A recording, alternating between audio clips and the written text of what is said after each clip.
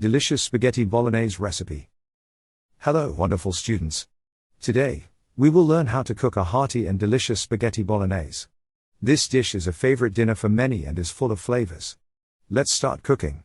Ingredients: 200 grams of spaghetti, 300 grams of ground beef, 1 onion, chopped, 2 cloves of garlic, minced, 400 grams of canned tomatoes, 2 tablespoons of tomato paste, 1 teaspoon of dried oregano, salt and pepper to taste, grated Parmesan cheese for serving.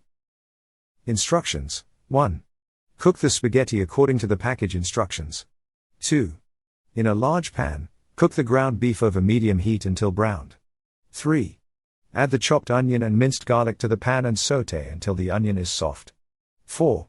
Pour the canned tomatoes and tomato paste into the pan and mix well. 5. Season the sauce with dried oregano, salt, and pepper. 6. Let the sauce simmer for about 20 minutes until it thickens. 7. Serve the bolognese sauce over the cooked spaghetti. 8. Top with grated Parmesan cheese. 9. Enjoy your hearty and flavorful spaghetti bolognese.